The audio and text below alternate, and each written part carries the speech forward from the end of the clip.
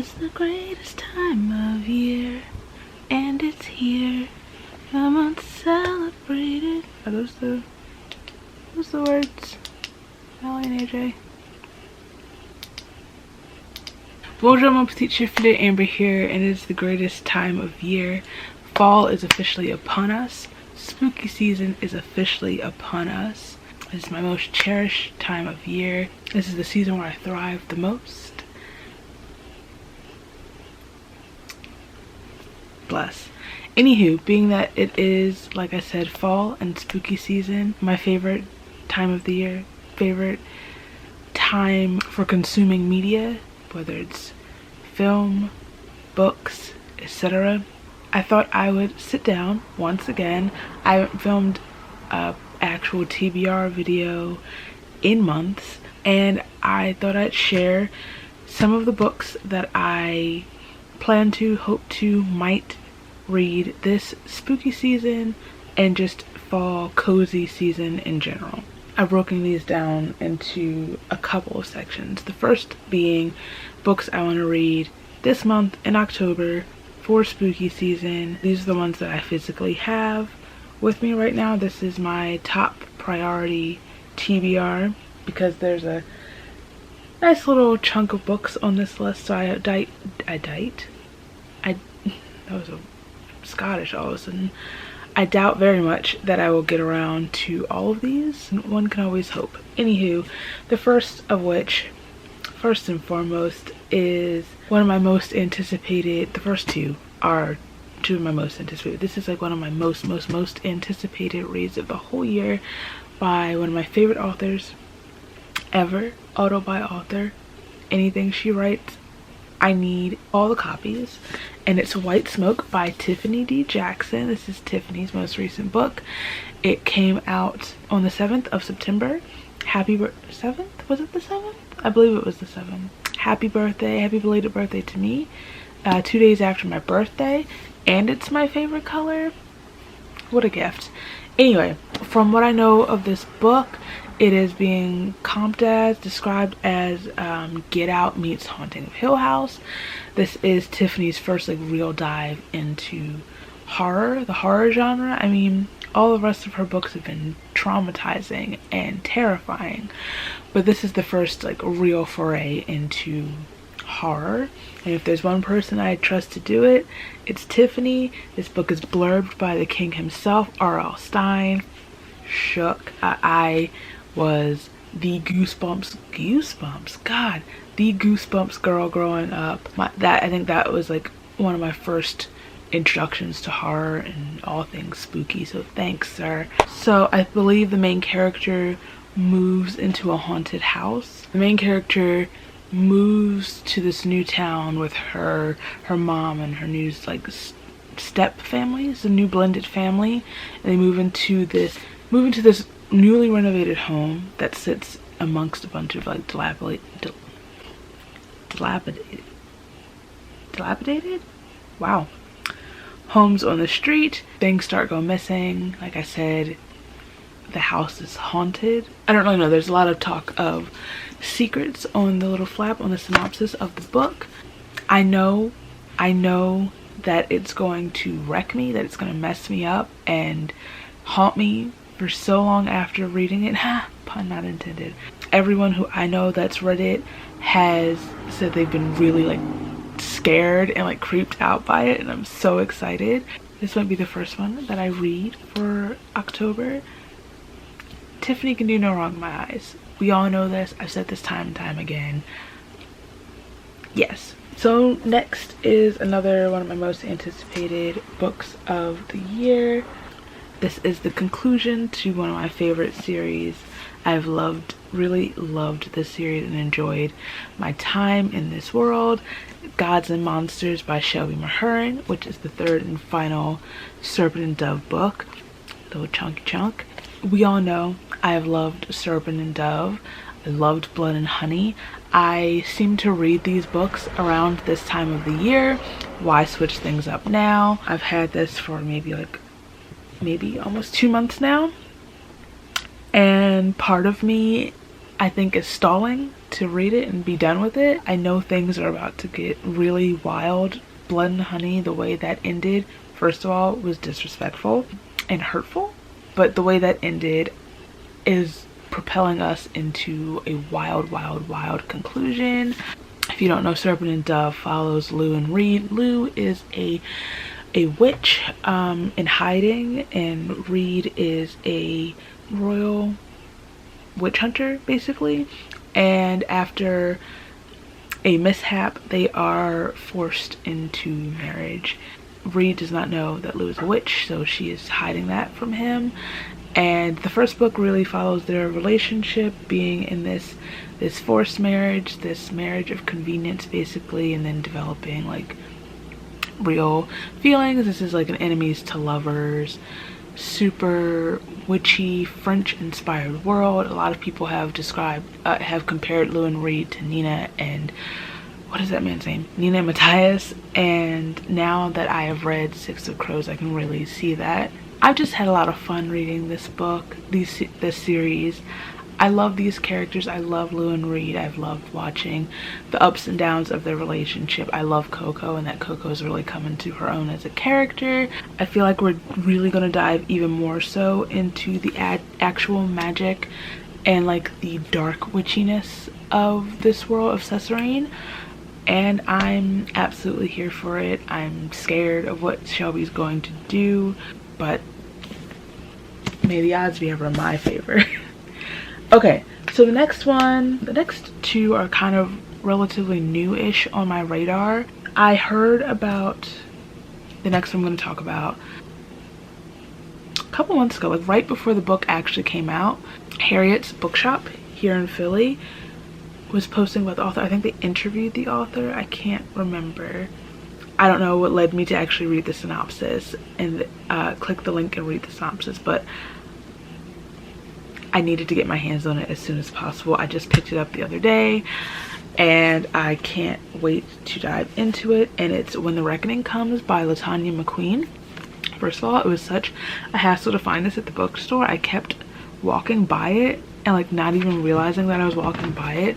I went to the bookstore with a list of books that I wanted to pick up specifically for this time of the year. I couldn't seem to find them for some reason. And I was stressed. I was like thinking I was gonna film some cute vlog clips at the bookstore. I was stressed the whole time. Why can't you just put books where they're supposed to be? Okay? Actually, it's so funny, it was so hard for me to find it at my bookstore, but when I was in the Anchorage airport, coming home from Juneau. I had a 6-hour layover in Anchorage. It was just right there smack dab at the bookstore, and I decided to wait for some reason to get it when I got home. Anywho, so like I said, this book looks short and sweet. From what I know of this book, it follows our main character who has moved from her segregated hometown in the South to like forget her past, her former best friend who always got teased for being the only white girl in town with black friends. Also from her neighborhood in general, and the eerie plantation that is stated to be haunted still by the spirits of the enslaved. She's also running from the memory of the boy she loved growing up, almost getting arrested for murder. Long story short, she returns to her hometown because said best friend is getting married on said plantation. You see where I'm going, right? So the three of them are reunited basically at this plantation wedding, and from what I've gathered, or what it seems, this follows what happens when the spirits make themselves known. This is why you shouldn't have plantation weddings. You are setting yourself up for all types of bad juju. But this concept, this premise is so up my alley. I don't know why. I do know why. The first thought I had was this episode of 4 Weddings. If you know me like in real life, you know that while I'm always like, I'm probably not gonna get married, I am obsessed with weddings. I love all things wedding. I've been planning my hypothetical wedding. I know I'm a ball of contradictions here. Since I was like 12, I've planned hypothetical weddings for most of my friends. I love all the wedding shows. Anywho, this brought to mind the episode of 4 Weddings where it's so awful, but I'm so obsessed with the chaos. There is one of the brides gets married on a plantation, and there are 4 brides. Only one of the brides is black, right? Her face, we made the same face when she got there, because not only is this wedding on the plantation, the theme of the wedding, like the main decorating point, God Jesus, is cotton. They decorated the plantation wedding with cotton, and at the altar there's this big tacky cotton cross.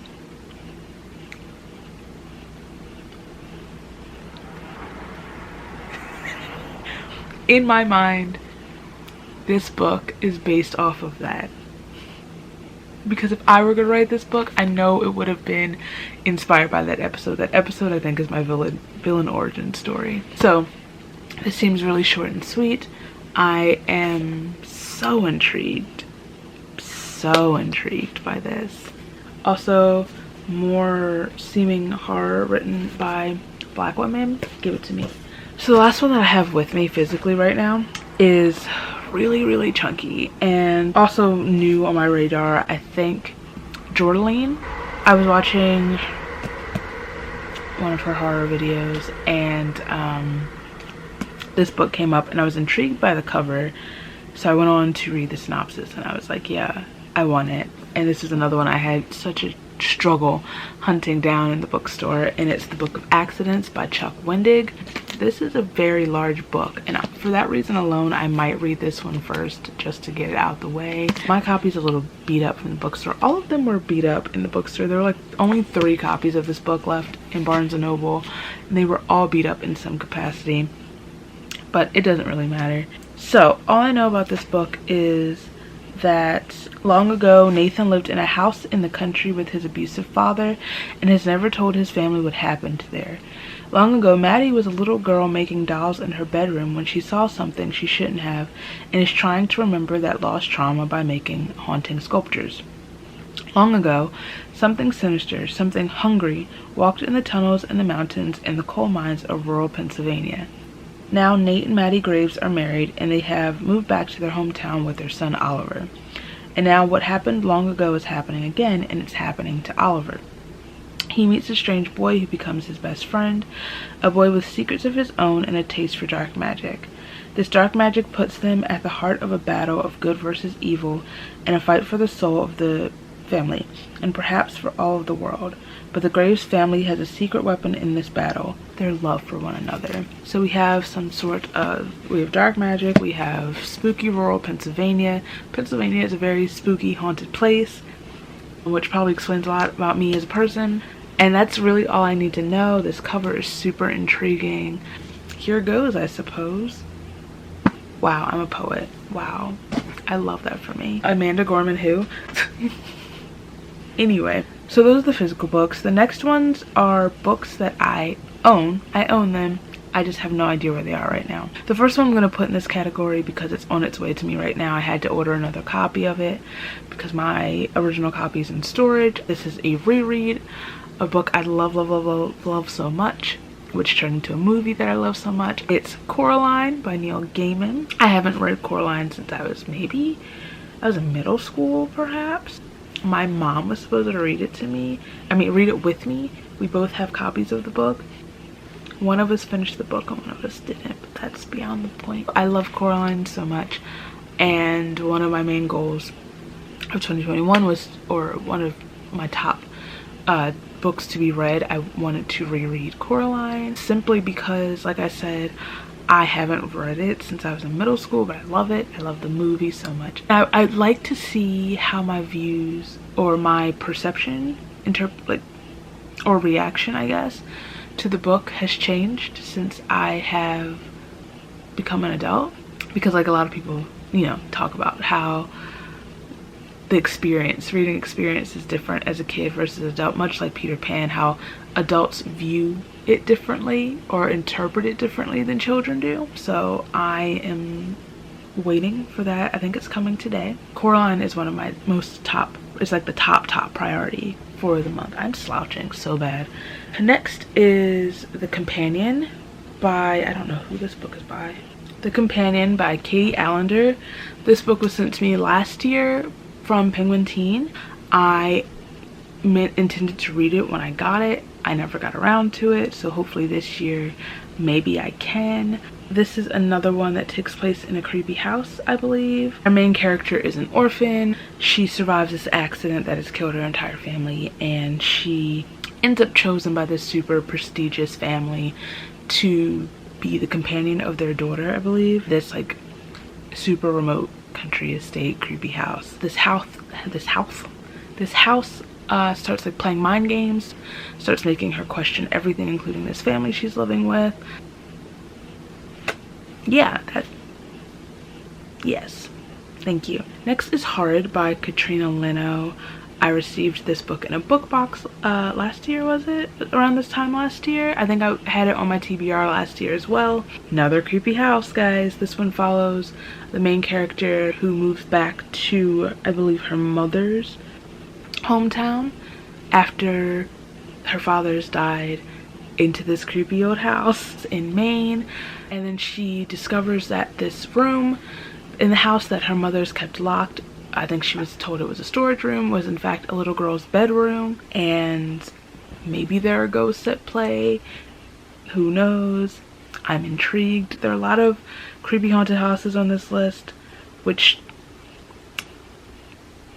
is ironic but also makes a lot of sense considering. All right, next is a book I started a couple months ago and didn't finish, and it's The Bone Witch by Ren Chapeko. It's kind of like witchy book. As far as I've gotten, the main character like basically revives her, brings her brother back from the dead, and discovers she is what is called a known as a bone witch. That's all I really know about it. I think this is like a story of her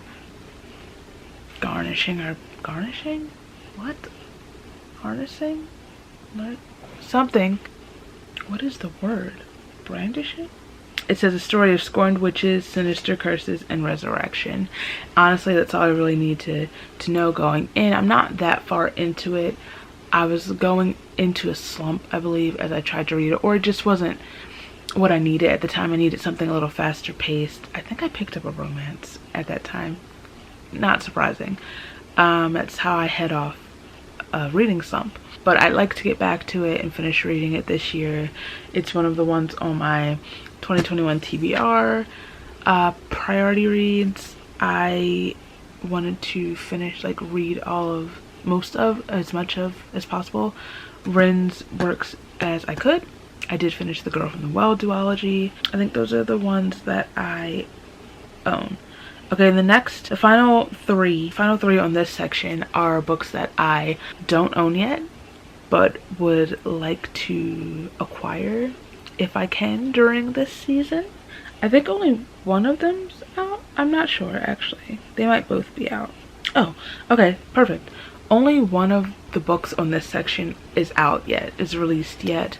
The other two come out in October. Anyway, the first one is My Heart is a Chainsaw by Stephen Graham Jones. I read The Only Good Indians, was that this year? Earlier this year? End of last year? I read The Only Good Indians, and I would love to read more. I want to read more of Stephen Graham Jones's work. I hear a lot of good things about his books, and I am intrigued. This one just came out. It was between that and this book. At the time at the bookstore, they were actually right next to each other. They're around the same price, but I could justify spending almost $30 for this size book. At the time, I could not wrap my head around it. I'm still planning to get the book very soon. I just gotta get there because that book is a lot smaller than this one. My Heart is a Chainsaw, if I recall correctly, follows the main character who basically is a walking encyclopedia of slasher films, and I think she's like put that knowledge to use when there is a murder in her town. I could be wrong.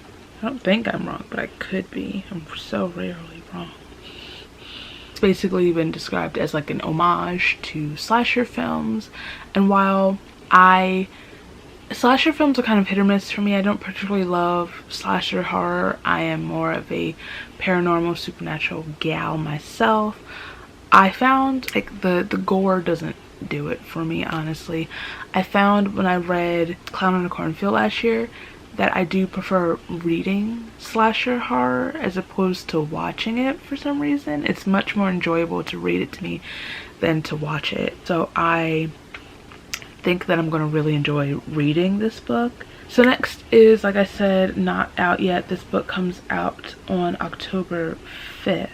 And it is The Death of Jane Lawrence by Caitlin Starling. I believe this one is sort of like a Dr. Jekyll and Mr. Hyde retelling of some sort. Our main character, Jane, basically procures herself a marriage of convenience in order to remain independent and be able to continue her work and all that jazz.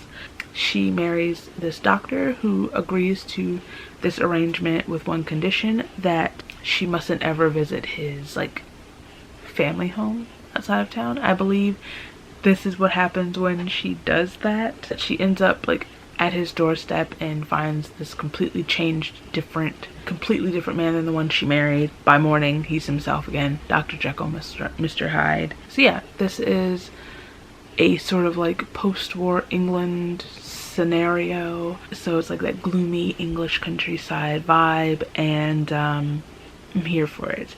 Okay, the last book that I like to read in spooky season before we transition into general fall reads also isn't released yet. It comes out, I believe, it comes out on the 19th of October, and it's Within These Wicked Walls by Lauren Blackwood. This is also a retelling, isn't it? This one's a Jane Eyre retelling, but our main character, one, is black, and two is an exorcist. Our main character, Andromeda, is an exorcist. She is hired when a handsome young heir named Magnus Rochester reaches out to her. Andromeda quickly realizes that this is a job like no other, with horrifying manifestations at every turn, and that Magnus is hiding far more than she has been trained for. Death is the most likely outcome if she stays, but leaving Magnus to live out his curse alone isn't an option. Evil may roam the castle's halls, but so does a burning desire. And this is, like I said, a retelling of Jane Eyre. It's an Ethiopian-inspired debut fantasy retelling of Jane Eyre. That whole sentence, give it to me. Let me take a water break. Last but not least are books I plan to read in November and in just the rest of the fall, autumn time season, cozy season. And the first three I plan to read are priority reads for November alongside the Hunger Games trilogy. I plan to read these for Native American Heritage Month. Digitathon is also in November. I don't know if I'm going to participate in a traditional like standard sense, but I definitely want to read these three books in November. The first is The Firekeeper's Daughter by Angeline Boulley. What did I just say? The Firekeeper's Daughter. Did I say that? I keep reading the synopsis, but I also keep immediately saying I don't know much about this book. As a biracial, unenrolled tribal member and the product of a scandal, 18-year-old Donis Fontaine has never quite fit in, both in her hometown and on the nearby Ojibwe reservation. Donis dreams of studying medicine, but when her family is struck by tragedy, she puts her future on hold to care for her fragile mother. The only bright spot is meeting Jamie, the charming new recruit on her brother Levi's hockey team. Yet even as Donis falls for Jamie, certain details don't add up, and she senses the dashing hockey star is hiding something. Everything comes to light when Donis witnesses a shocking murder, thrusting her into the heart of a criminal investigation. Reluctantly, Donis agrees to go undercover, but secretly pursues her own investigation, tracking down the criminals with her knowledge of chemistry and traditional medicine, but the deceptions and deaths keep piling up, and soon the threat strikes too close to home. As Donis must learn what it means to be a strong Anishinaabe, hold on, I want to pronounce this correctly, Ojibwe woman is what it translates to, and how far she'll go to protect her community, even if it tears apart the only world she's ever known. Yes, great. Also, that book is very chunky. Also, I don't know why I felt the need to point that out, but I love the cover so much. It's so pretty. Next is The Marrow Thieves by Cherie Dimaline. I believe this one takes place in this like futuristic, maybe like dystopian world where like post global warming, climate change, all that, ravaged world. People have stopped dreaming. They've lost the ability to dream, which has led to madness widespread around the world.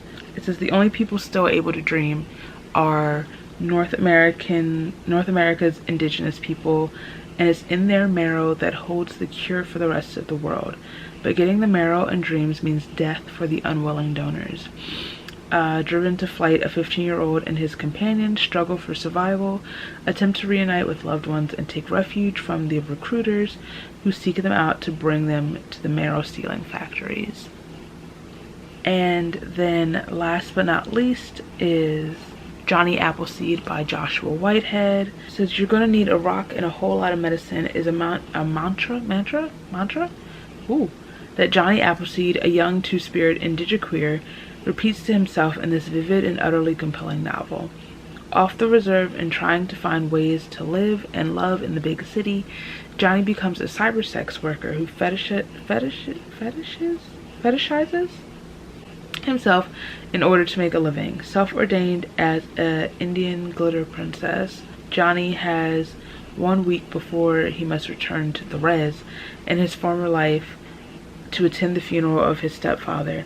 The next 7 days are like a fevered dream, stories of love, trauma, sex, kinship, ambition, and the heartbreaking recollection of his beloved Kokum, grandmother.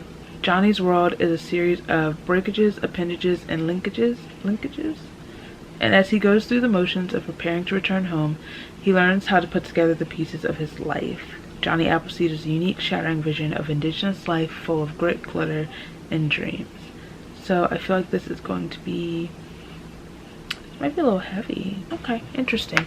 And the last 2 books I'm going to talk about are just like etc. miscellaneous books that three that I might read that fit the vibe of this season if I get around to it, which I most likely will not. The first of which there's another word that you should have had in there, Amber, is The Nature of Witches by Rachel Griffin. I also have this book lying around somewhere. I know it follows our main character is like a climate witch. In this world, witches control the climate, but you know, with climate change or whatever, their control is slipping and the atmosphere is becoming more erratic. So like right now, what's happening right now? It says all hope lies with Clara, an ever witch whose rare magic is tied to every season. So I feel like, one, we follow a witch, which is perfect for this season. The climate is rapidly changing. And I just feel like that and the synopsis and the cover itself really just fit this time of the year, this vibe. Next is Ace of Spades by Farida Abike Iyamide. I am putting this on this list just because I seem to be putting off reading this book. I can't seem to read this book no matter how much I want to read this book. And it's like dark academia. We're in that time of the year. Super, you know, the book I won't say is atmospheric, but the general environment, I guess, of the book, the academia fits this fall back to school time. And last is My Dark Vanessa by Kate Elizabeth Russell. This is another one that was a high priority read for 2021. I haven't gotten around to it yet, and I don't know why. It's not particularly a fall book, an autumn book, a season book. It's just a very heavy book, and I don't know why. It's like the darkness, the subject matter of the book feels like it could work to read. I don't know what I'm saying, but I would like to read it at some point. If I don't read If I don't read it this month, I'm going to definitely try to read it in December. Or if I don't read it in November, I'm definitely going to try to read it in December is what I'm trying to say. And that, my friends, is that. Those are a lot of books that I would like to read during this autumn and particularly spooky season. Let me know what books you plan to read at this time of the year. Let me know if you read or plan to read any of the books I've mentioned and what your thoughts are, if you think I'll like them. Thank you for watching. Like I said, did I say that? I don't know. If you like this video, ooh, the wind is blowing nice and heartily outside. That's giving us the right atmosphere. If you liked this video, please give it a thumbs up. If you like me, feel free to subscribe. All my places are down here so you can follow me and I'll follow you back. And I'll see you very soon. Bye.